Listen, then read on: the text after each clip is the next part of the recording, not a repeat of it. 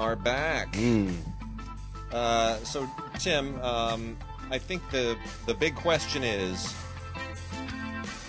do we even discuss the latest Hollywood sexual assault allegations against somebody, or will it be outdated 48 hours from now? There will be 6 more sexual assaults in by then. This is crazy, right? It really is, and of course we're talking about Louis yeah, CK. like literally yesterday, I was interviewed for local television here to talk about Kevin Spacey being replaced in Ridley Scott's All the Money in the World by Christopher Plummer, and I go in this morning to Film Week thinking that I'm going to be talking about the same thing, and the Louis CK stuff broke, and it's like you can't even go through a 24-hour news cycle without something new happening. It's crazy. One of the things that came up in a little thing that I was doing is where this all began, and I heard you talking about it on the radio today. You started with Fatty Arbuckle, and Chaplin, bounced over the Charlie Chaplin. Both of not exactly the same. Any of these things. No, these are all complicated. Things that have their own. Some of them were crimes. Some of them weren't crimes, but just behavior. Some of them had trials associated. Some of them didn't. Et cetera, et cetera. We move up. We get to Roman Polanski. I skipped a whole bunch of stuff in there, but that's okay. Some people would want to include Woody Allen on that list. I'm going to include Bill Cosby on that list. And then we roll on into the present day, and I think I was telling you a lot of names not on this list that surprised me. I don't want to besmirch them by mentioning them now, but they're not on the list. And I don't know. Look, I'll put it this way. There are a lot of men who were known to be ladies' men all through the 60s, 70s, into the 80s, some of them. All in the tabloids, all the kind of stuff. None of those men on any of these lists that we're talking about, which strikes me as extremely interesting. The ones we all, he's doing, none of them are on the list of having attacked anyone. No. I don't know what this means. I don't either, but it's far from over, and it's just going to keep on being a part of our news cycle. And I keep saying to people, focus on the changes. Yeah, you want justice served, but focus on the changes going forward. That's what'll be the real litmus test, is if Hollywood institutes institutional change that says, here's what we're going to do to make sure that this doesn't ever happen again. We're going to, there are going to be these penalties and these guarantees, and we hear Kathleen Kennedy talking about. And she's got a very good idea for kind of a commission that will sort of oversee these things, and as long as that commission doesn't become a Gestapo, I think we're okay. If people start paying set visits and interfering with the making of movies and interviewing people, and then you could get into a little bit of a kind of a micromanaged police state. I got a problem with it. I got a problem with that. It needs to work the other way around. It shouldn't be about a group of people designated as morality police of some sort. Then we become Iran. Exactly. It should be about a place where people can go. Human resources. Where things will come to what they say. And my wife, who deals with a lot of this stuff and has dealt with a lot of it, used to be a consultant for a completion guarantor for a bond company. That was her job. Bond companies have the responsibility of making sure that the ship is run tight ship and trains run on time. And money don't get lost. That's it. Yeah. And they can take a movie over at the box office. And anyway. they can take a movie over if things go south. And she said, you know what? When you have kids on set, you got to have a welfare officer. And that's the law, to make sure that the kids are taken care of. And if you have to have a welfare officer for the adults, if you have to babysit the adults, and then so be it. But there's no reason why that structure already exists for minors. No reason why it shouldn't be adaptable to adults. Yeah, and it's true. It's a shame. It's a crying shame, but apparently necessary. Look, the Louis CK thing, bit of a punch there. I had heard this, that, and the other. Ironically, Gawker ran a unnamed piece, but everybody knew who they were talking about. Back 2012, 2011, 12, 13, something like that. So again, open secret. We're in open secret territory again. So I think that's really what we're going to have to cut it out with these goddamn open secrets. Just cut it out. And perhaps even literally say to each other occasionally, hey, man, Did you hear about? Yeah, I did hear about that. And you know what has constrained that has obviously been a lot of things. Mostly fear of litigation, fear of damaging your career, fear of damaging relationships, and very legitimately, I think, fear of false accusations. Nobody wants to be the person that spread a rumor that destroyed somebody's career wrongfully just because somebody else was spiteful. Yeah. And that happens too, you know. So Yeah. I mean, all these factors have to sort of be considered. But I think it is a net unbelievable off the chart positive that we're talking about it, and that everybody kind of feels empowered to move forward. So it's a new world. You know, I keep thinking too, the opportunity cost of the talent that did not move forward. When you think about it, I mean, forget for now about the people who actually did exploit all these avenues and these power structures to further their careers. But how many really good people did we lose? How many really good careers did we not get?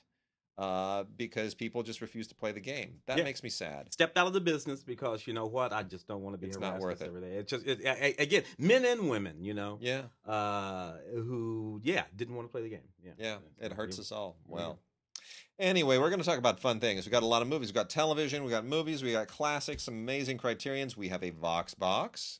Remember, you can always send us your Vox boxes at gods@digigods.com, gods@digigods.com. That will continue to be our go-to main email until everything completely switches over to CineGods.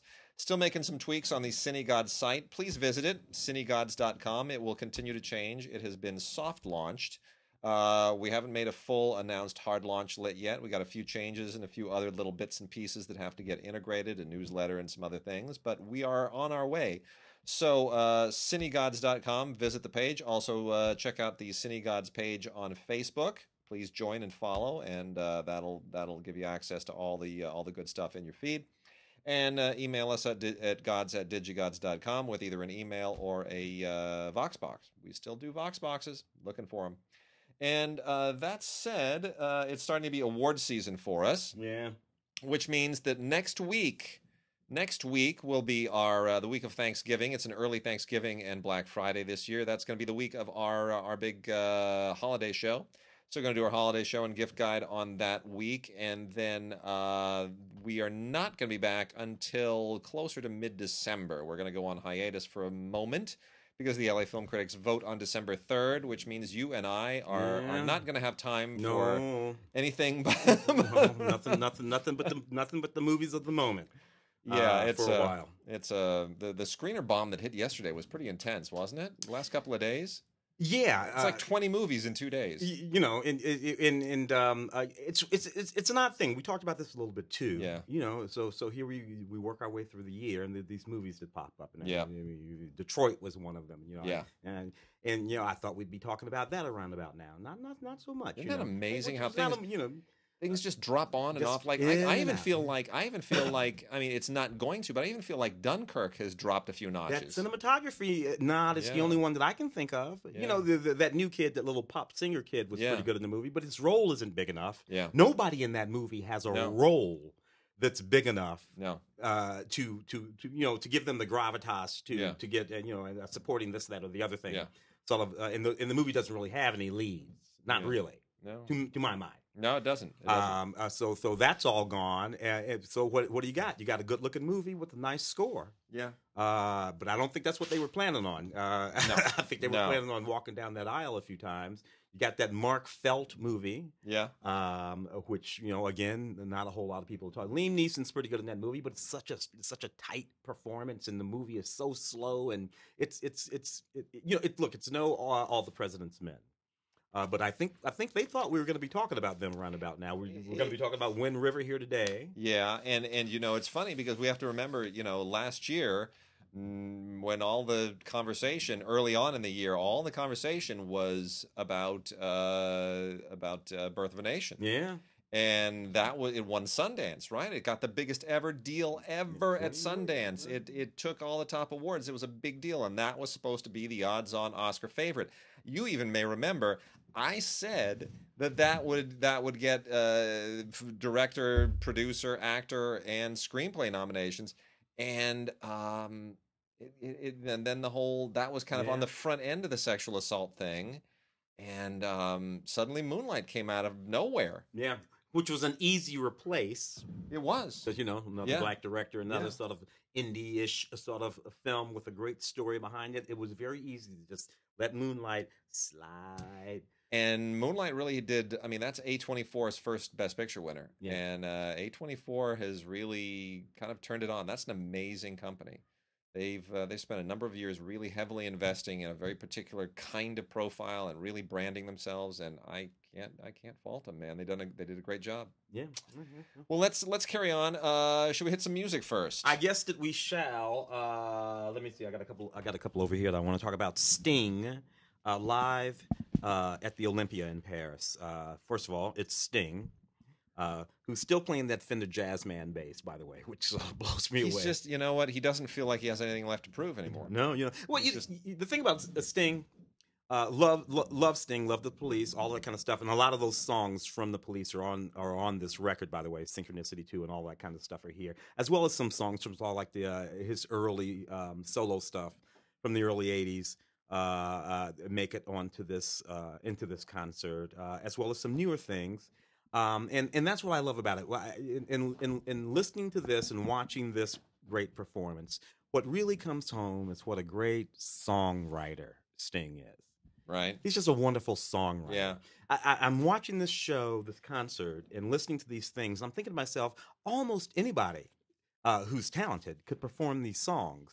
And you'd have hit songs because they're just these beautifully written songs, so deeply heartfelt and moving. And then, of course, he's Sting. He's a performer. He has that voice and he plays that bass, and it's fantastic. This is very neat. A lot of special guests here, including Joe Sumner and the Bandoleros and others. It's a neat Blu-ray. Not a whole lot of special stuff on it, but you put it in, you turn it on, you watch the concert, you have a good time. Sting at the Olympia in Paris. Is that, and I have beside Bowie, the Mick Ronson story, 2-disc Blu-ray DVD. Anyway, did we lose Bowie this year, or was that last year? That was late last year. Yeah, it was like maybe early last year. Was it early last year? I think it was early last year. Wow, man, they're going by so fast. I know. Anyway, so this is a really, really great thing. All of the sort of early 1970s guitar players come out and they just laud David Bowie. They just talk about how profound an influence Bowie was on them. Fantastic. Which is sort of a fantastic thing. I'm a big Bowie fan, so this is easy breezy for me. I'm taking a look at this to see if there's anything else on here. There's a voiceover by David Bowie, which is fantastic. So, we get to hear David Bowie's voice one more time. Featuring access to archives never seen before, bonus interviews footage with Angie Bowie, Rick Wakeman, Glenn Matlock, Cherry Vanilla, and Ian Hunter, and a whole bunch of other Rick Wakeman, one of the great all-time keyboardists that I went to high school with some keyboardists who that was their god at the time. So I heard all about Rick Wakeman for a long time. Let's see if I got one more here. I'm going to talk about Hans Zimmer live in Prague. Includes the music from Gladiator and the Dark Knight trilogy and the Lion King and Inception and Interstellar and the Da Vinci Code and Pirates of the Caribbean. Man, you forget how Hans Zimmer has been out there really cranking it out for a very, very long time. This is the live performances of some of the music from some of the major motion pictures that he has composed for, including the main theme from Rain Man. Which is still really great and memorable, so fantastic stuff. Here, so check this out again. If you love the music of Hans Zimmer live in Prague, performed live is actually pretty extraordinary too. And then we have an interesting box set. This is primarily CDs. At least it's this. It's shaped like a CD set. So you'd miss the chance. You'd miss that it's actually 2 DVDs and 3 CDs. But it's the same thing. It's the Richard Thompson Band, which I had never heard of before. Don't know that band.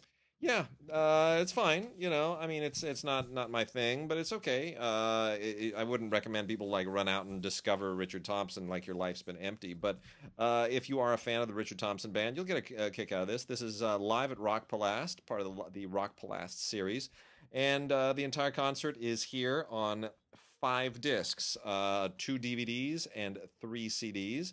and it's perfectly. It's all laid out perfect in exactly the same order and the same, basically the same tracks. So you can pop the DVDs in and watch it live on your television, or you can take the CDs and burn them and listen to them, whatever it is.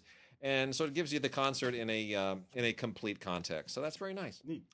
And let me kick through some anime here real quickly. I'm going to do the anime in chunks today because we got a lot of it. There's a lot of anime that's kind of backed up. Got some 2-volume stuff here.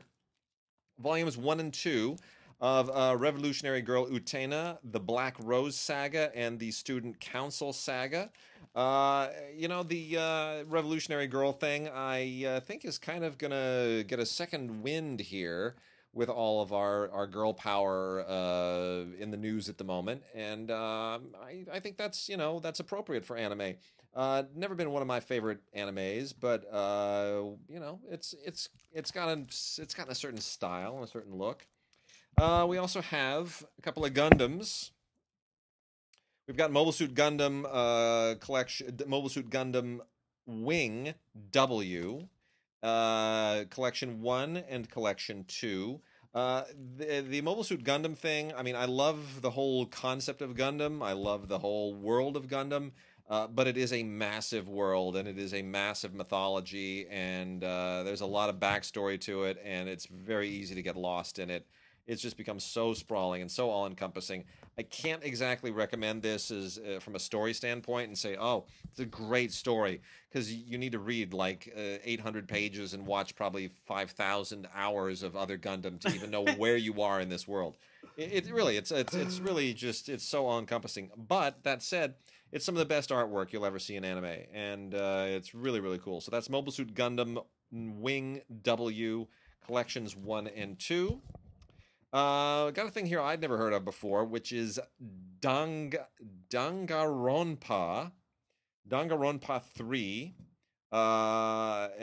The end of Hope's Peak High School, and the 2 volumes are Future Arc and Despair Arc. These are Blu-ray and DVD combo sets.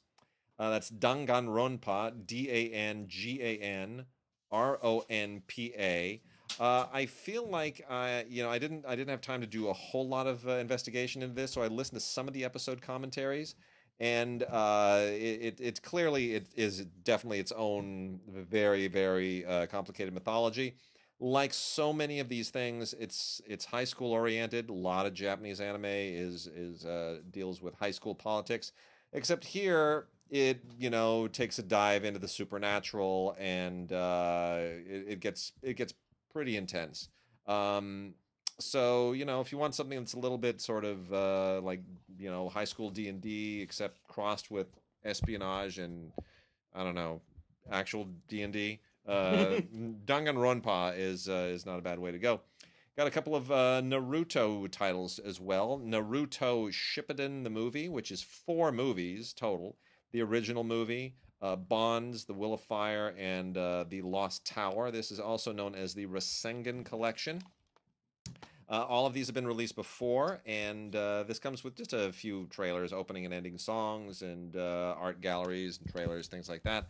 And then what's really cool is Boruto, Naruto the movie, which is also a Blu-ray and DVD combo pack. And this is kind of extending the story of Naruto Shippuden. This is the next generation of it.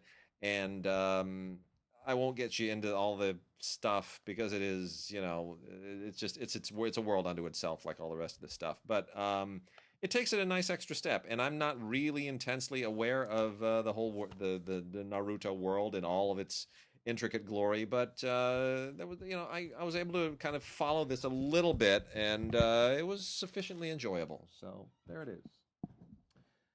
All right, Tim. We're gonna do some new movies. Let's do some new movies. I'm gonna start with Ingrid Goes West. Okay. I have this ridiculous crush on Aubrey Plaza. I really should get over myself. I have shoes older than her. Nevertheless, I have this crush on her. She's fantastic. She's just, of course, she's in the Legion. Yeah. Yeah. And her work in that series is just extraordinary. She played. Well, I don't want to ruin it for anybody, but she's fantastic in the series when you see it. And this is a neat little movie that she did with Elizabeth Ocean and Osei Jackson. O'Shea, of course, is Ice Cube's boy, who was in Straight Outta Compton. He's very good in this movie. So is she. It's just a dark comedy. It's hysterically funny to me.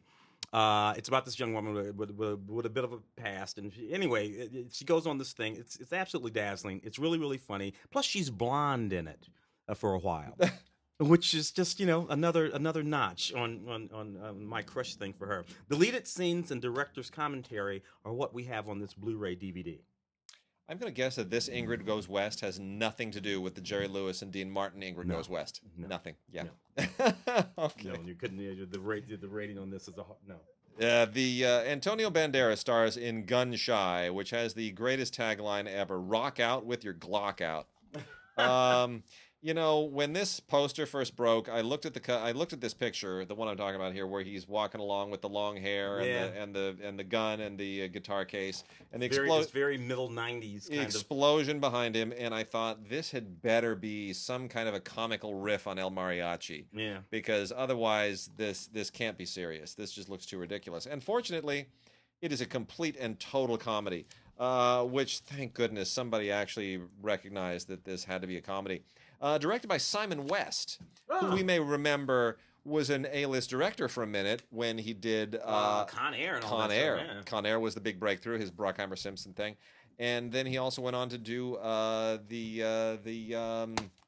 video game Lara Croft, Tomb Raider. Oh, the Tomb Raider movie. Yeah, he did the first Angelina Jolie Tomb Raider movie. So, anyway, so Simon West, he's no slouch. He's a little bit of an action film hack, but he's no slouch. He can put a movie together. And so here's the idea of the story. So Antonio Banderas is a fading, long lost, fattened up 80s hairband rock star who wants you to believe he's English. And that's the running joke in the movie is, I don't speak Spanish. I am English. I don't speak Spanish. I am English. Over and over they say that. And I think by like the 19th time, you kind of chuckle because by then you're just worn down. Yeah. You're like, okay, it's not funny, but I'm going to laugh because you keep doing it. Anyway, so his wife is Olga Kurilenko, who is, a hot model as she is in real life. And for some reason that doesn't really make sense because he's so disconnected from his previous life and wants his career back and he's still trying to get back in the game. They go down to Chile. Here's the big funny thing. He goes down to Chile and they don't understand why the hotel is empty because they go down for a summer vacation and he finds out it's winter. Oh, it's so funny. That's hysterical. Anyway, she gets kidnapped by gorillas. And he wants to pay the ransom, but then there's a renegade CIA agent who thinks that that's giving money to terrorists and decides to target him instead of targeting the terrorists to prevent him from giving the ransom to the terrorists. Anyway, it gets very wacky and farcical and silly. And the thing that I said on Film Week is this is one of those movies where somebody will be holding a grenade and the pin has been pulled and they look at the grenade and go, uh-oh. And then it goes off. That's this kind of movie.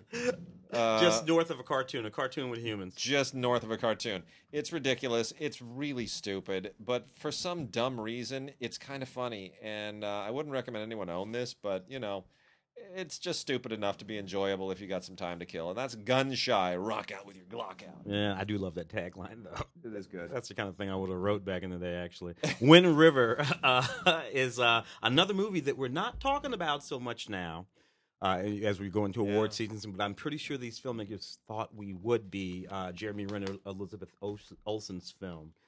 Taylor Sheridan directing. Taylor Sheridan, of course, from Hell and High Water. Yep, last year. Big breakout film. Taylor, of course, is an actor. If you look up Taylor and look up his IMDb, you've been watching Taylor and still kid. He still acts. He's Taylor hasn't given up his day job. Yep. Acting, so he's out there doing his thing. This is a very powerful movie. It was a bit dark and. I don't know. Here's the thing. At the end of the day, this is a movie about horrible things that happen to young women. And in this particular instance, it's young Native American women. Jeremy Renner is the sort of tracker hunter guy who mostly goes out shooting wolves and things like that to keep them from eating the oil rig workers who are working on these oil rigs out in the middle of the hinterlands, right? You know, a body is found. A young, unprepared FBI agent played by Elizabeth Olsen comes in to sort of figure out what the hell went down. She's literally unprepared. She arrives on the scene. It's like 25 degrees below zero in the middle of a blizzard, and she's wearing like one of those blue FBI windbreakers. Yeah. You know, without a hat, no gloves. So you know, the sort of unpreparedness of her is reflected in that moment, and she and he have to figure out, you know, what happened to the young Indian girl. Now, the young Native American girl. What's going on in this movie is actually very is very sort of heartfelt and meant to be very supportive of the Native American community. Right, that's what Taylor does. You know, I like that about him a lot. But in order to do that, he has to do some really horrible things to young Native American women. In order to create the empathy. Yeah. And I got to tell you that I'm having a harder and harder time getting through what you have to do in order to tell me the story that I know you have this good intention. Yeah. But it's a bit of a burn for me. Anyway, that's one of the reasons that I think we're not talking about this movie as much as we might have been. It's actually a very good movie. Good performances from Elizabeth. Puts you through some difficult paces. And well-made film. It's a very, very strong movie from Taylor Sheridan. Wind River, here we've got the deleted scenes and some behind-the-scenes stuff, but not a whole lot more. Blu-ray and digital HD. So, Disney's also released Cars 3 in 4K Ultra HD. And look, 4K, man, you take that Pixar animation that has never been it's never seen a camera, it's never seen a lens, it's never seen a strip of celluloid. It's just pure resolution, and you pump that thing onto a 4K Ultra HD disc with HDR, and this thing is amazing. It looks gorgeous. It is spectacular. The audio is not to be believed. It is phenomenal. And yep, you get the the digital copy version of this that you can watch on iTunes and everything else. It's now part of the Movies Anywhere thing, which we're going to talk about more in the future. Everybody's Movies Anywhere now. Remember, there's no more Ultraviolet. Disney and Ultraviolet, we're all merged. We're all Movies Anywhere now. So it's gorgeous, and it's absolutely spectacular, and the movie's no good. Yeah. And here's the thing that's really frustrating. We go to Disneyland a lot because I have a 4-year-old. So we have one more year to use these annual passes and to really just pump her full of Disneyland before, you know, school takes over and that becomes history. Yeah. But Cars Land in California Adventure is pretty amazing. It's designed to be just like the street and all the businesses, and you feel like you walked right into Cars. And there's a charm to it because the whole point was, here is Lightning McQueen, fish out of water, big city, fast car, who wanders into this sweet little forgotten town. And it's that thing that, you know, we see in grown-up movies all the time. Somebody walks into a small town. A lot of faith-based cinema does this, right? You know, you're the hard-playing, fast-playing ball player, or you're some kind of rock star, and you wind up in a small town, and you rediscover your roots. That's what Cars was all about. Cars 2, and even more so Cars 3, is everything but that. And it's just, it misses its charm, and just bringing them back as like his posse to sort of help him be faster and bigger and better. It's like Babe, Pig in the City, the sequel, you know. Well, the effect is the other way around. It just doesn't work. He is acidifying them, as opposed to them getting. So it's like, it's just not working. It's just too racingy. Anyway, loaded with extras. Lou is the short that accompanies this, which is terrific, which is really, really sweet. And then a bunch of featurettes, and it's fun stuff, but it's just not the movie that it needs to be. What's the deal with the two different Atomic Blondes that I'm looking at? Oh, they sent us both 4K and Blu-ray. Okay. Yeah, just everything on here is essentially the same. All except for basically the audio, but the extras are all the same. There's deleted scenes and some featurettes and how do you say his last stuff name? On Berlin. Huh? How do you say his last name? The director, David. Oh, the director of this film is David Leitch. Is it Leitch? I've been saying it wrong. I've been saying Lech. I think it's Leitch. Leitch? Okay, which is better because I hate it saying, particularly nowadays, Leitch. Yeah, I think it's Leitch. Anyway. So Leitch, okay, who I like a lot as a director. He's a stunt coordinator. Basically. Yeah, you've been watching him for 20 years. You just didn't know it. A lot of times when you're looking at Brad Pitt, you were looking at David. And this is the only kind of movie he should be allowed to direct. Yeah, just keep it moving, and he, that's what he does, and he does it. Well, who was it? Hal Needham? Hal Needham was a stunt guy. Hal Needham was a stunt guy back in the way, and Clint. Figured out, hey, if it's got some shit blowing up in it, let Hal direct it. Yeah, Burt Reynolds. Atomic Blonde is, well, okay. So, how'd you feel about Atomic Blonde? I thought that the action. I like this. I like the fact that it was set in the '80s because it gave us a great soundtrack. So it saved itself with that, and plus it saved itself by getting rid of a lot of stuff that we'd have to deal with now. And the Cold War, and that Cold War kind of worked, but I don't know, whatever, fair to middling. I mean, Charlize Theron plays, a just complete kick-ass female spy who, goes toe-to-toe to... I won't. It's hard to not give away the plot. So she's got to go. Doesn't actually make any sense. So it doesn't make any different. She's got to. She's on a mission into the east, and James McAvoy is her contact, and there's a whole thing that she's got to do. And you're flashing back from a moment that's the problem of the movie. Is that suggests we're something went backwards. wrong. Yeah. We're in this flashback with her, and really none of it makes sense. None of it hangs together. It's all and it's a peeve of mine that movies that are totally illogical can be predictable because we've seen so many other illogical movies just like them that we know the tricks that illogical movies do. And this is one of them. It makes no sense. But the action is intense. He pulls it Beautiful fight scenes. He pulls out the stops. That continuous camera work in the staircase where she's just... Almost old boy. Not quite old boy, but almost old boy. It's right. It's like 70% old boy. And she's not invincible, and she can get hurt. I like that about the way she plays it. Yeah. Some of these guys can beat her. Yeah. So she cheats, and I like that too. I do too. So that's bright. We've also got Limehouse Golem. Limehouse Golem is a movie that should be a lot better than it actually is. I'm so upset that I didn't like this more because I love Bill Nye and I love Olivia Cooke. I think they're both great. This is in that kind of Sherlock Holmesy, Jack the Ripper-y gothic period of London, and there's a serial killer on the loose, and Olivia Cooke plays this young actress, and she is... I'm not going to tell you how she's involved in all of this, but she's sort of in the mix with the victims of this serial killer.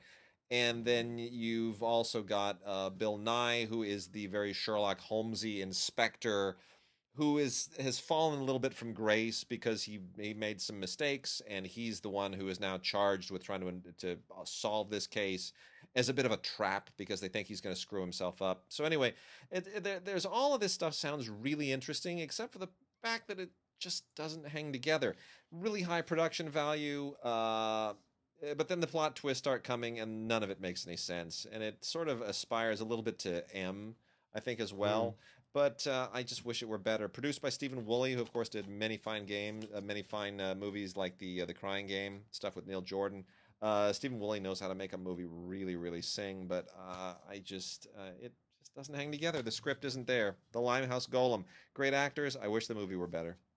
It happens sometimes. Patty Cakes was a neat little indie that came out earlier this year that I thought we'd be talking about a little bit more.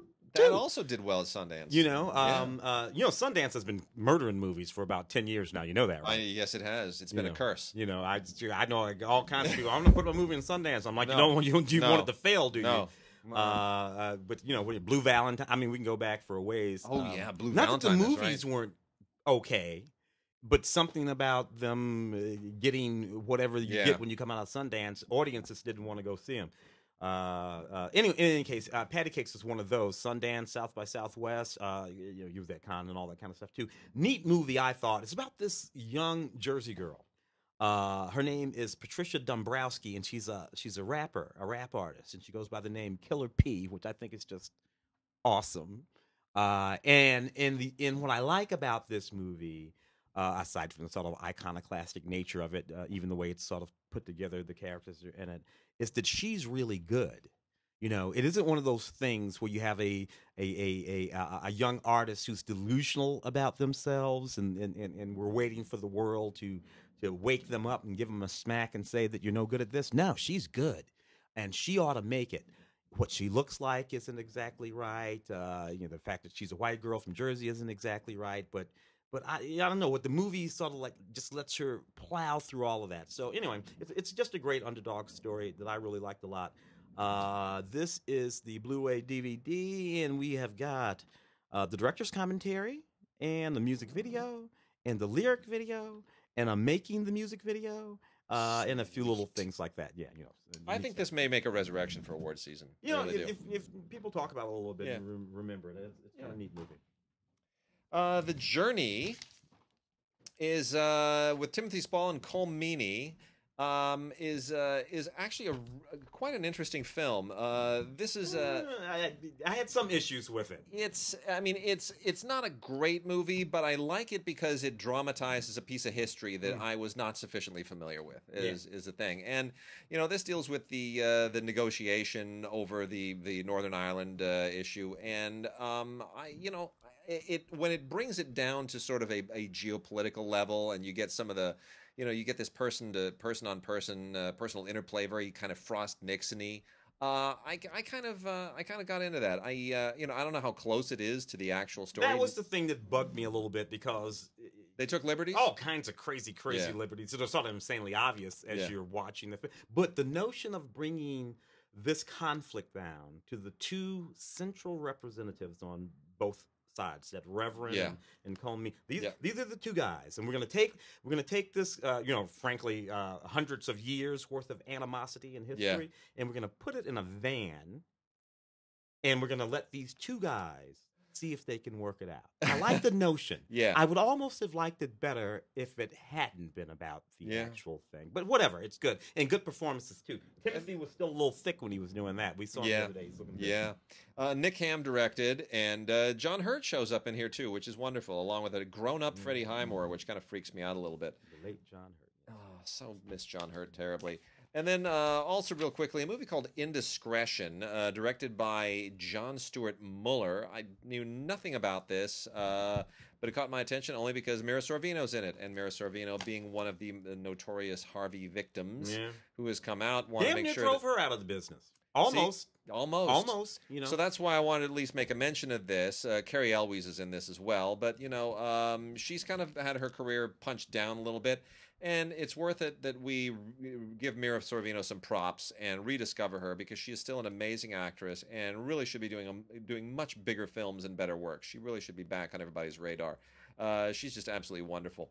The idea here is it's sort of it's one of those it's like this would have been an Adrian Lyne movie 25 years ago, right? That's what it would have been. The wages of infidelity and all kind of wrapped up into a sort of a contained thrillery character piece. Fatal Attraction or what was the other one with Richard Gere? He did Richard Gere and Demi Moore and Robert Redford. Indecent Proposal. There you go. Indecent Proposal. He did a remake of Lolita too, Adrian. Yeah, which was actually Dominic Swain was good in that movie. The movie wasn't nowhere, but Yes. Well, anyway. Anyway, it's called Indiscretion. There are better movies out there, but give it a shot just because Mira Sorvino is so good and really deserves your time and support. Yeah, it's funny how some of these folks sort of come and go. Amityville, The Awakening. I love how they put on this from the producers of Split, M. Night's movie, of course. Get Out, George's movie, which we are talking about. Thank you. And The Purge, it's like they're trying to sell you everything but this movie. So buy all of that. But anyway, this is actually okay. It's another one in the mini Amityville movies. A family moves into the original Amityville house. So sick of that house. Tear it down. Just tear that house down. Knock that thing down. But it's crazy. And the idea here is that they have a son who's in a coma, and she's hoping that the dark powers of the house will be able to. Bella Thorne is in it. I don't know, Jennifer Jason Leigh. What the heck? You make a horror movie. Every now and again, you get paid. It's okay. Blu-ray and DVD. This doesn't have a whole lot on it either. Special feature: the making of Amityville: The Awakening. That's it. If you've ever seen a movie about people on vacation, you would know that vacations are not something that you should have. Yeah. You just shouldn't even ever leave your house. Never go on vacation, because unless it's a Chevy Chase vacation. But if you do, you are likely to be raped by hillbillies or Richard Berryman in The Hills with Eyes will come after you and and cannibalize you. Things just don't go well on vacation. So a movie about people on vacation called Killing Ground. I don't think I need to tell you what this is all about. Yeah. These people, they go for a weekend camping trip, and is that a campsite? It looks like someone used to be here, but no one is here anymore. I wonder what's going on. You know what, people? Here's what's going on. Get the hell back in your car and go. Yes. Leave now. Yes. Stop. Just don't. Don't ask any more questions. Just leave. Stay the hell in the suburbs. But they don't. They don't. And then they keep looking around, and look. There's a little kid. Something bad has happened to this kid. Abandoned campground and a kid with no parents. I think we should stay and investigate, because we are not police and we do not have any weapons, and this cannot possibly go south. Honestly, I just want to beat these people with a hammer. That's pretty much what happens, isn't it? Yeah. So anyway, it's exactly what you would expect. It's on Blu-ray and DVD. From IFC and Scream Factory. It's called Killing Ground. It is effective, but gosh, these people are stupid. Wow. What are you going to do? The Glass Castle, the Brie Larson, Woody Harrelson, Naomi Watt, great cast. Yeah.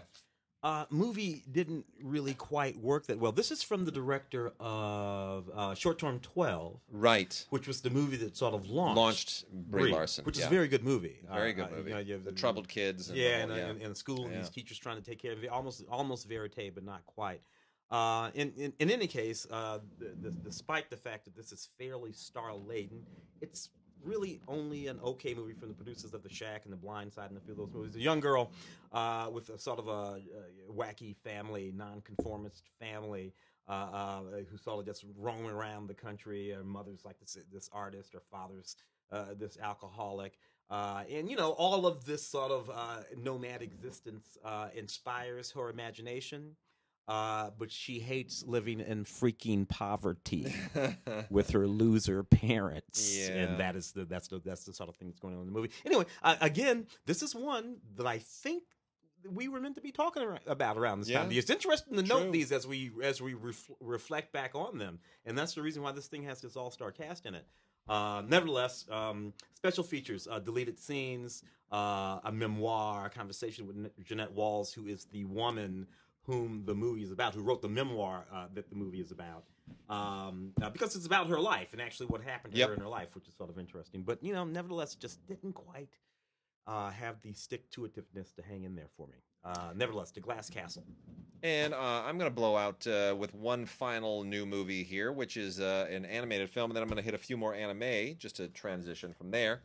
And actually, you know what I'm going to do? Yeah, Tim just handed me some TV animation. So let me hit the animation things here and knock out a little bit of this.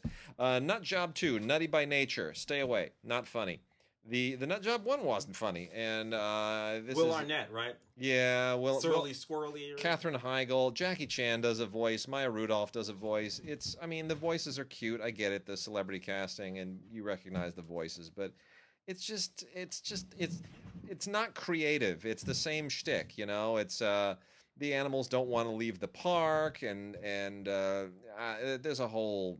It's all just too adult. They're gonna replace the park with an amusement park, and the animals have to fight to sort of preserve what's theirs, and it becomes very kind of like the Alamo. It's nothing special. The animation backstory stuff is interesting. There's progression reels, concept art, stuff on how they put it together. That's more interesting than the movie, to be honest. Then we also have Batman vs. Two-Face, DC animated movie, which is surprisingly really, really good. I'm always amazed at how well the DC animated stuff is written, and yet the movies are not quite so well written. They just got written. They got to hire these people to do the movies. They really do. So this is here's what's wonderful about this. Is that this is animated, but this is old school Batman. This is they went and got Adam West, the late Adam West, Burt Ward, and Julie Newmar to reprise their characters from the original television show. So their voices are here, and it just feels solid. It is amazing. And as if that's not enough, you know, they went and got to do the voice of Two-Face. The Shat, baby. So William Shatner is the voice of Two-Face, and is so much fun.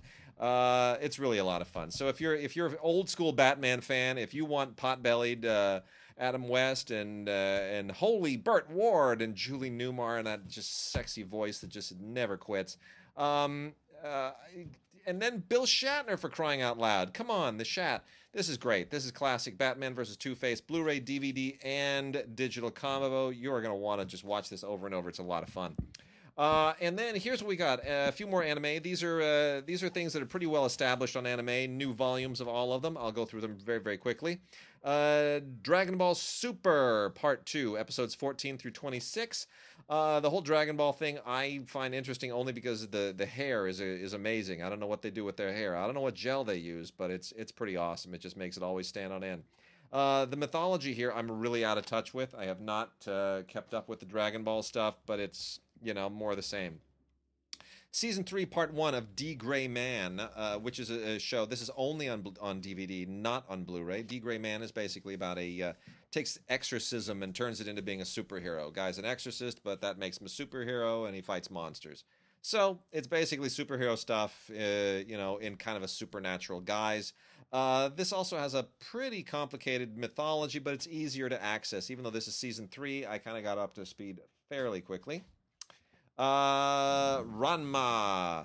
This is Ranma half. 11 episodes on a Blu-ray set only. 14 original episodes restored plus OVA, which is you know, the stuff that was never aired on television. And this is you know, classic anime, and it is not necessarily my speed. It's very, I don't know, the animation's a little bit dated, but it has a following, so I'm not going to not recommend it to people that love it. Bleach Set 3, Shonen Jump Bleach. This is episodes 56 to 83.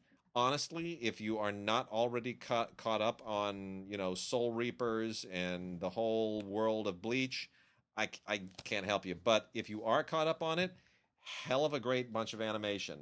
Bleach is a really, really nicely put together show. Hunter x Hunter Volume 3. This is a 4-disc set, which is I keep kind of fighting with myself over whether I like this. Like it's similar animation to Dragon Ball, but it's yet better, and it's not. It doesn't feel as kind of two-dimensional. It's a little more solid, a little richer. It's still kind of dated in terms of the writing and the storytelling, but you know, it's got a cool look. So I'm not going to not recommend that either. And then lastly, good old reliable Pokemon. This is Pokemon the series XYZ, 24 episodes from the first installment of this, only on DVD, not on Blu-ray. And you don't really need to understand the Pokemon world to sort of enjoy this. It's silly and it's juvenile and it's made for kids. And I'm not going to show it to my daughter just yet, but I'm sure she'll love it at a certain point and drive me crazy. Anyway, much as I want to hate Pokemon, Pokemon the series XYZ really does have kind of a sweet charm to it. So there it is. Yes. Where do you want to go from here? So we hit some TV? I got some old school TV. Well, it's not all old school TV. Some of it's old school TV, but not all of it. Yeah. Sitting here, including DC Follies, the complete series, the Fred Willard series that most people are from the middle 80s. Yeah. So this is the complete series, which is 44 episodes, believe it or not. Wow. I remember this from the middle 80s. I thought that thing was canceled instantly. I think I watched 3, and I didn't think there were any more than that. Who knew that there were 44 of these? Anyway, it is kind of a neat series. As sort of a throwback to that period in the middle 80s. It's a lot of politics going on. The middle 80s was sort of like a Republican, what we comically now call right-wing politics. Now we realize that wasn't even close to right-wing politics. It's all through the looking glass. It's all a matter of perspective. Anyway, there are Muppets and puppets and all kinds of stuff that are in this series with Fred Willard, who, if I'm not mistaken, was Fred not? Didn't Fred have Yeah, he had a moment. He had a moment? Yeah, he had a moment with a little indiscretion a few years back. Yeah, he did. Anyway, yeah, well. sorry about that, Fred. I was hoping I was wrong. Anyway, the complete series, DC Follies. Yeah, kind of neat. Fred's indiscretion, as I recall, was fairly innocent. It wasn't, but maybe along the line of that sort of Paul Rubin sort of deal. Yeah. Because he had a moment too, but it was whatever. It's funny how quaint all of that seems now. Yeah, right. George Michael, his thing with in the bathroom in Beverly Hills some 25 years ago. Good grief. All quite incredibly quaint. Complete first season of The Crown is out on Blu-ray, and this thing won the Golden Globe for Best TV Drama Series, very deservedly. This is some of the best television there has ever been. This is an amazing, amazing show. Peter Morgan, who is one of the best screenwriters around, you can read, I listed him on my piece on CineGods.com, created the show. It's just fantastic. I'm a big Matt Smith fan. Stephen Daldry directs this just brilliantly, who, of course, did things like, The Hours and Billy Elliot. And this is all the true story of Queen Elizabeth, and her how she became queen and all that stuff. It's the youth and the life of Queen Elizabeth, and Prince Philip, and Churchill is in this, played beautifully by John Lithgow, and it's just such a good show, and it's an expensive show, but it's wonderful. About that show, about the series, is that they are playing the love story between the prince and the queen. Yeah, it's a love story. It is. They were actually in love. Yeah. So many of those. They were actually also cousins. They were cousins, and they are cousins. They still are. Thus, why that family has that chin. But that notwithstanding, I like that that it's not the story that usually comes out of that. It's an actual love story, and it's rather lovely. And I like it a lot. Believe it or not, folks, the Family Guy, Seth MacFarlane, et al., is creeping up on 20 years old. Gee whiz, it's been around that time? It's creeping up. Premiered in 1998. What I have here is the season 15, 20 episodes on a 3-disc set. But yeah, the Family Guy is creeping up on 20 years old. That's mad. It's really interesting that some of the longest running television programming right now is animation. We know The Simpsons, of course. And frankly, if you go way, way back, the Flintstones ran for like 12 or 13 years. Yeah, it did. We got into the Martian Flintstones, all that kind of stuff. Kazoo and all that kind of stuff. It's really interesting to me, and all that stuff that spun off from the Tracy Ullman show in the middle '80s. I am such a nerd. Every once in a while I will look at somebody and I go, "Yes, dumb." They have no idea what I'm referencing. I'm such an old weirdo. Obviously. Anyway, all this stuff. But yeah, Family Guy creeping up on this is season 15. Look, what can I say? Either you're a Family Guy fan or you're not. I've always been a sort of hit and miss Family Guy guy. I like it when I like it. And that's why it's great to have your perspective, because Mark loved that damn show. I just don't get it. I've never the kid with the football head, Stewie, and he's a grown up, but I don't whatever. The talking dog doesn't. Although I've seen snippets of it that people have sent me, and I'm like, all right, that's funny, but I don't know if I can handle it. Kind of works the same way for me too. It's like that was funny. Yeah, but I don't want to sit here for a half an hour. No, no. I'm out of here now. Interesting show, series 1. This is from Acorn, part of Acorn TV. The Good Karma Hospital, which, if that sounds like the best exotic marigold hotel in a hospital, it's kind of exactly what it is. Mm-hmm. The Good Karma The Good Karma Hospital, series 1. Is kind of like basically a medical show that's crossed with the Best Exotic Marigold Hotel, and it's got a really, really good cast. Amanda Redman and Amrita Acharya do an amazing job on this. They are just really, really wonderful. In the the whole idea is that you're running a hospital in India, and it just it's a very, very British show. It's very rooted in the colonial relationship between England and the British and India and the Indians. But I find it really, really a very smart show, really nicely written, good performances, and an unusual backdrop. It just isn't the kind of thing you normally see from a British show anymore. So highly recommended. Amanda Redman especially really, really good. James Floyd and Neil Morrissey also co-star. The Good Karma Hospital, first series. Oh, man. Believe it or not, Flipper, the original series. Yep. only ran between 1964 and 1967. Isn't that crazy? In my mind, this show ran for 10 or 15 years. Because we watched it on reruns forever. For 10 or 15 years. But it was only between 1964 and 1957. So this is season 3 of Flipper. And look, I got it. Brian Kelly, Luke Lapland, Tommy Norton. Those were actors. Those are the actors' names who played Porter Ricks and Sandy Ricks and Bud Ricks in the show. And then, of course, you had the Dolphin Flipper in the show. And I grew up wanting to live in Florida, in the Keys, wanting to live on a dock, wanting to have a dolphin because of this show. I'm not even sure I knew really what a dolphin was, mammal fish. And I kept wishing that Gentle Ben and Flipper would have it out. That Gentle Ben would just jump in the water and just eat Flipper, so I could only have one show with an animal. Have to watch the time. It was a neat show. I really liked it a lot. There was I think they made a feature, or maybe they reprised a series in the middle '90s or something like that. The Flipper series. In any case, this is pretty neat. The entire complete season 3. All of which is in color. The entire run of the show was not in color. They sort of switched over the color in the middle of the second season, so this part is in color. Blu-ray.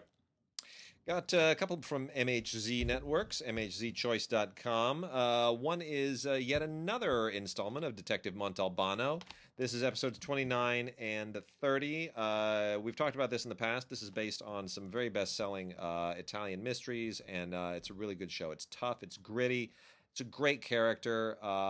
It's just really, really a well put together Italian show. And then we also have Blue Eyes, which is a Swedish show that it's also this is a pretty intense kind of a criminal procedural from Sweden who does some really intense stuff. And it's the political backdrop of this show that really makes it so kind of gripping. And you would think, well, Sweden, what goes on in Sweden? People just what do they drink schnapps and celebrate Midwinter's Eve? It's like, why would they cry? No, remember the girl with the dragon tattoo. That stuff comes from Sweden. Yeah, they got some pretty intense, dark stuff going on there, at least in their psyche. And this is this goes to some pretty dark places, really, really dark places. So don't discount Blue Eyes, which is a really, really sharp show from Sweden. And stars Louise Peterhoff and Sven Nordin, and they are all very, very good. I'm so glad you gave me this one, Wade. Series 10, Part 1 of Doctor Who. You are a Who man. I'm ridiculous with the Doctor Who stuff. I'm a Tom Baker guy, generally speaking. Thus the scarves. People who ever see me with those scarves. Tom did that to me years ago. But this is the big. I enjoyed this last season. Of course, in the upcoming season of Doctor Who, which I think premieres next month, we're going to have for the first time a female Doctor Who. Which was inevitable. At a certain point. And certainly rational. Hasn't it been hinted at? I mean, hasn't Doctor Who said at varying points in the show that he has been a woman before? Yeah. Tom Baker used to talk about it. Yeah. And I was watching him. I was watching that in the early 80s, but those shows were from the middle 70s. Yeah. And he would talk about his female self. Yeah. And at the time, I didn't quite get to the hell he was talking about until it all sort of sunk in. And nevertheless, it took it another 30 years before it actually happened. I like this season, though, very much. The pilot is okay. The great episodes from this season is a part of this Part 1 disc, and it includes Smile and Knock Knock and Oxygen and Extremis. Those episodes are just absolutely outstanding. This also features some inside looks at the show. I also liked about the show, Pearl Mackie, who played the Doctor's companion in this series. I like that Pearl's character in the show is gay. Her character is gay in the show. We know that her character is gay in the show. But none of the shows are ever really about her character being gay. If she's spitting by a gal and all that kind of stuff. Yeah. It shows me that these filmmakers, these producers of this series, are very slowly, but very assuredly moving forward through all of the little things that have been the spots where we get stuck on all of these issues. They're just easing their way through them one by one by one until they're going to make them all go away. The next thing, of course, is they're going to have to have themselves a black doctor. At a certain point, yeah, that's inevitable. Now, this is what I would love for that to be. I would love, I would love it. I would love for the Doctor to be an American actor playing the Doctor with an English accent. That would be. There's a reason for that. Yeah, we won't go into. We have an ongoing discussion about all of the American parts, white, black, and everything else that we just like. Wow, what a great actor! And then we see an interview with them, and they're always English. They're always English. I'm beginning to think that everyone who stars on an American television show as an American is English because we don't have actors anymore. It's a strange thing. And look, I love all these people. I'm not Dan Stevens. They're all wonderful. Not poking my English actors at all. Those three kids from Stranger Things. But they're all British, and it would be interesting to see that flip. Anyway, Doctor Who, fantastic. Yeah. Peter Capaldi's Doctor Who. Got some PBS stuff here as well. Some really interesting British television, primarily from PBS. The Durrells in Corfu second season is still very good. The first season was very good. Second season is very good.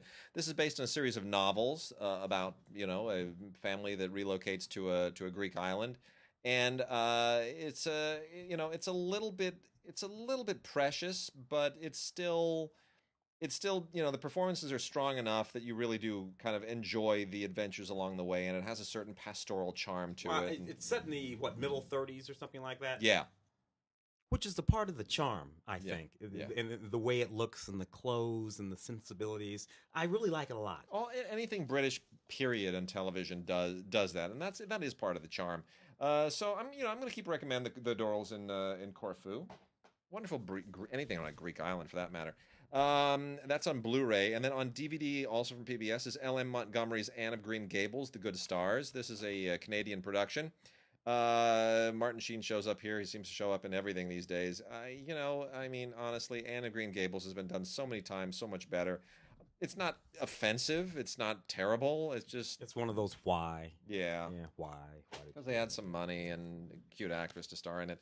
The Collection, part of Masterpiece. Boy, this is really, really, really good stuff. Richard Coyle is just. Isn't he great? Man, he's just one of those, English actors, but just really, really good. Want so much more of him. This takes place in 1947 in Paris. And it uses the fashion industry as a backdrop for, it's like Dynasty and Dallas level intrigue. It's really, really wonderful, and it's essentially what it is. It's like a Dallas Dynasty or even Empire. More recent example of one of those shows set amid the fashion world of 1947 in Paris, and it is really, really great. Terrific cast.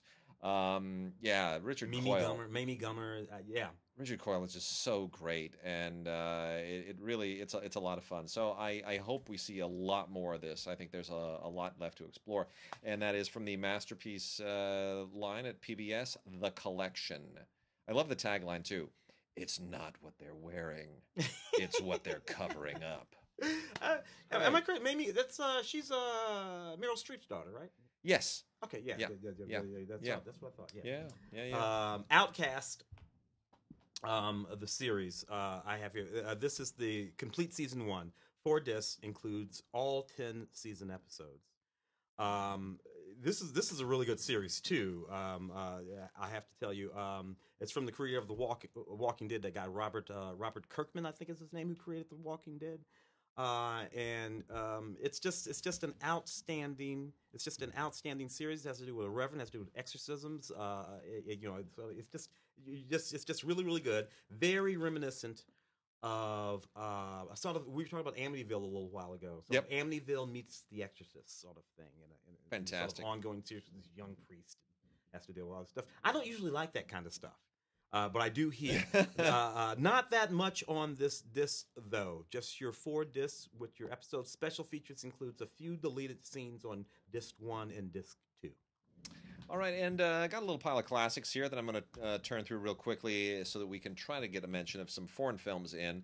A couple of really interesting Criterions. The first one is from 1985, a movie I had never heard of. I wasn't living in the United States in 1985, so it's no surprise that I've never heard of it. But I should have heard of it because it's really, really interesting. It's called Desert Hearts, directed by Donna Dietsch. Yeah. Have you seen this? Yes, I saw that back in 1985. This is a really, really cool little indie period film set in 1959. A young Helen Shaver is in that movie. Yes.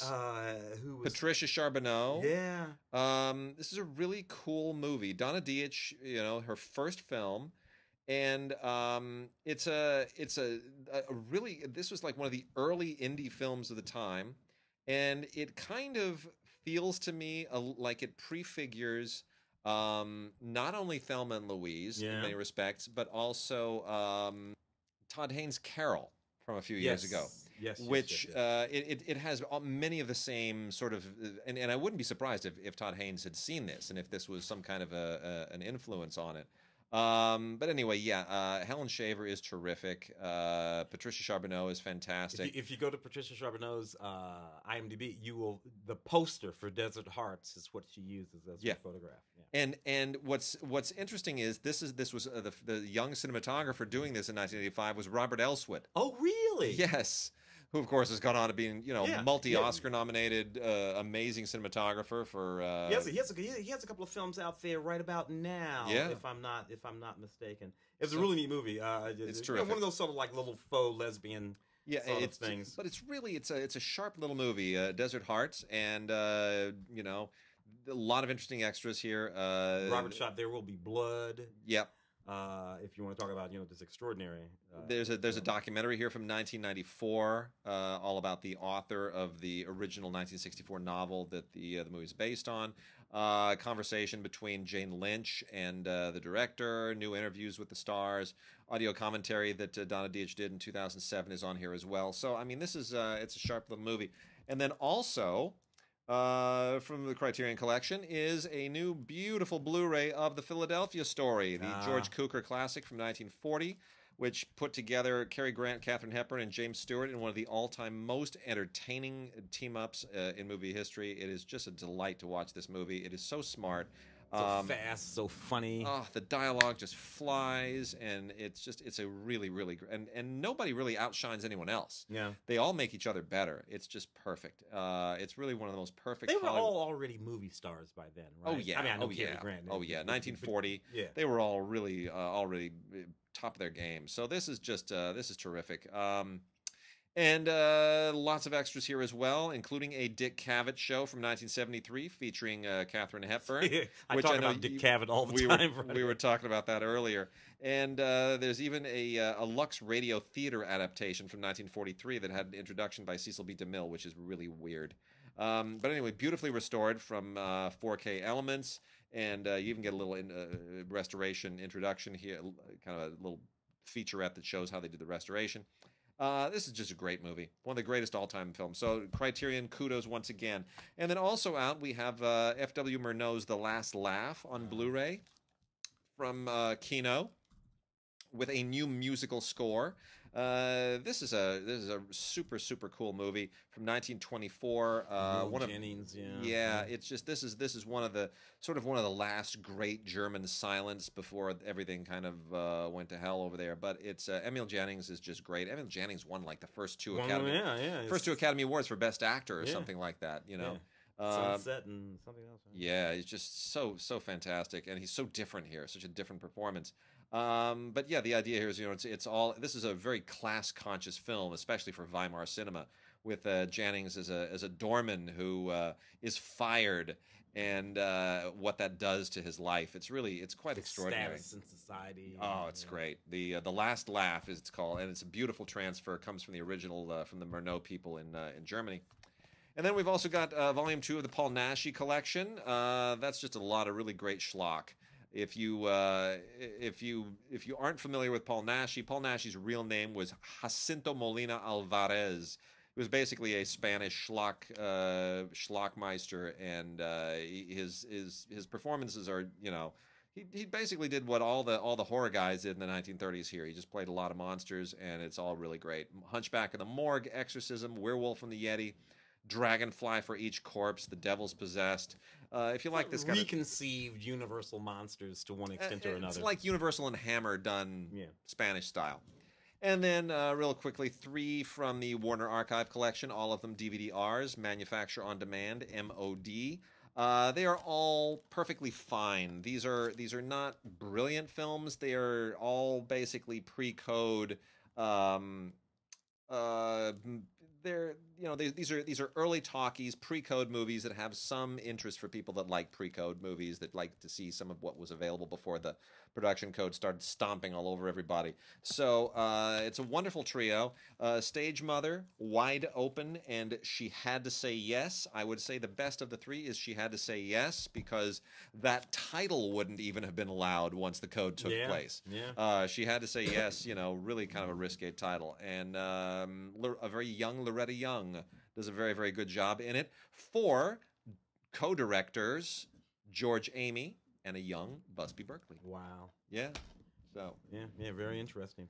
Were we gonna try to knock off one or two of the? Yeah, let's do some of the foreign. Let's try to get through a few foreigns, and the funeral parade. Funeral Parade of Roses. I'll start with that. Toshio Matsumoto. Basically, this is Oedipus Rex, is what it is, with transvestite Japanese girls or men or girls or whatever it is we're saying. That's effectively what it is. 1969 film, a fantastic film.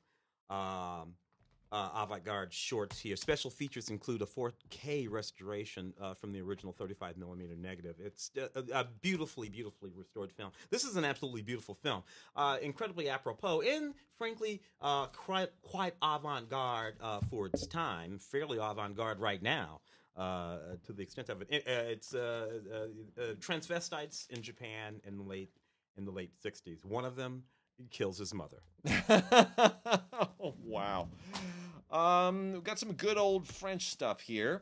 Another Criterion, Jean-Pierre Melville's Le Samouraï, with Alain Delon, which is one of the all-time great gangster movies. Alain Delon as a hitman, fantastic. Not really about samurai. The idea is that the French hitman is like a samurai. That the code of the Ronin samurai. Yeah, it is. It's really, really great stuff. This is from 1967, right when the French New Wave was really hitting their stride, and Melville kept making his kind of movies, and the French New Wave people loved him for it. They didn't need him to be anything like them. You even get John Woo weighing in here on the extras about what an influence Melville was on him. Archival interviews with Alain Delon and Nathalie Delon, and it's just really wonderful stuff. Plus, Melville influenced a lot of those. Oh, he's a little bit older. He was a little bit older than the New Wave guys. Yeah. And thus, because when we think about the New Wave guys, we think about them being influenced by all those American filmmakers, Ford and all these kind of people. Melville too. But Melville and a few of the older sort of French directors had a great influence on them. And speaking of them, we have a couple of Godard films as well, which come from Kino, La Chinoise and Le Gai Savoir. Both of them have Jean-Pierre Léaud, who's most French films from the era had Jean-Pierre Léaud in them. But and Juliette Berthaud. I have to be honest. I'm not fond of either of these. I'm not really a huge Godard fan to begin with. But I will say this: visually, both of these are spectacular, and the transfers are really, really superb. These were made in 1967 for La Chinoise, 69 for Le Gai Savoir. If you're a Godard fan, these are essential to have. If you're not a Godard fan, you're not really going to want to see them, and it pretty much goes like that.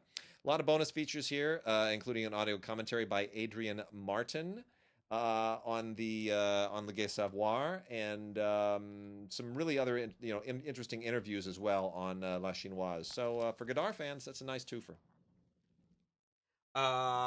Hermia and Helen, Argentine film. It's a beautiful film from Kino Lorber here. This is a film from director Matias Pinheiro, who directed a film called The Princess of France. This is about a young woman who travels to New York to do an adaptation of Shakespeare's Midsummer Night's Dream. Sweet. And it involves these sort of mysterious postcards that start and this woman she meets, and it's just so beautiful. This movie, and it's beautifully shot too.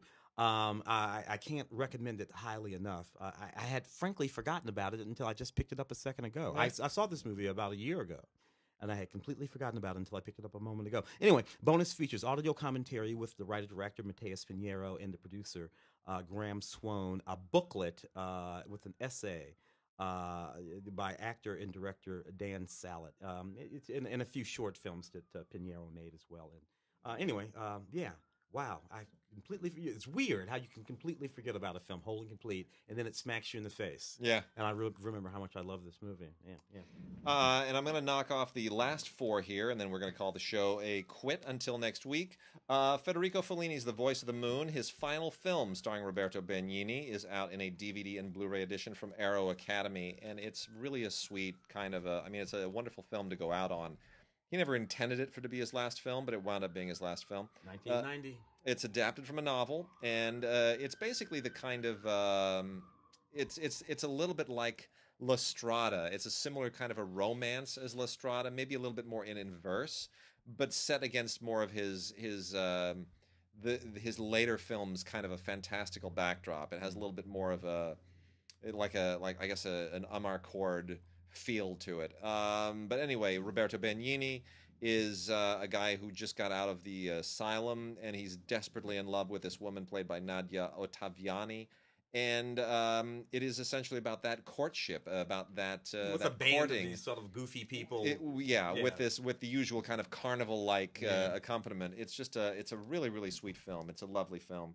And then we also have A Woman's Life by Stéphane Brisé, who I had the great privilege of moderating an event with at the recent Colcoa. This is based on Une Vie, A Life by Guy de Maupassant, and it's a really fascinating adaptation because it's not, if you know Stéphane Brisé's work, I mean, his movies are usually very contemporary, very kind of ultra realistic, not really visually very flashy, and he brings those same sensibilities to a period adaptation of Guy de Maupassant. And it feels very stark and different from any period film I've ever seen before. It's very, very almost upsetting, which suits the story. This is right in there with all of those other 19th century movies and stories like Madame Bovary, people whose lives just go completely off the rails because they make the wrong choices. So in society, all of those don't run afoul of society. So. Really quite a powerful film. Highly recommended. That's from Kino Lorber on Blu-ray. And then the last two, Andrzej Wajda's final film, Afterimage, which was Poland's official submission for the 89th Academy Awards, did not get nominated. But this is also a really powerful movie about Władysław Straczynski, who was a famed Polish painter who was essentially ostracized by the entire community because he opposed Stalin. And his artwork was considered almost pornographic. He wasn't into social realism. No, he was kind of an avant-garde. Paint all that stuff of big giant Russians with hammers and sickles. And he wound up having to basically do murals for advertising companies and things. He was almost in poverty at the end. And the amazing thing about this is that he was missing one arm and one leg. Yeah. And an incredible man, an incredible testament to the human spirit, and a wonderful, wonderful tribute to him. This includes a 95-minute documentary, Wajda by Wajda, where he just walks us through his approach to filmmaking. One of the great all-time directors ever. That's on Blu-ray, Afterimage.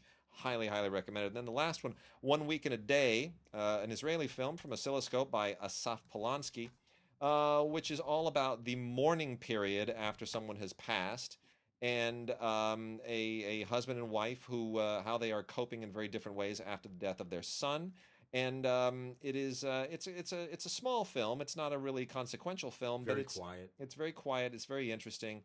Has a commentary by Polanski, which fills in a lot of the blanks that the film might not. But and then also an interview with him. It's a good film. It's a really good film, and especially in terms of dealing with the issue of grief. Even if you're not familiar with this particular practice in Jewish custom, just the subject of grief is well dealt with in the film. So that's it.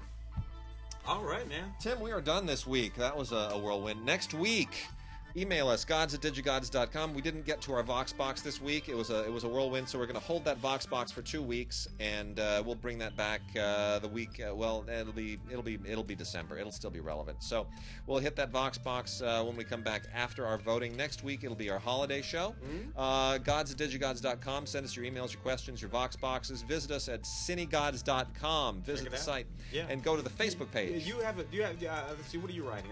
I'm gonna be posting a piece on Mudbound. Okay.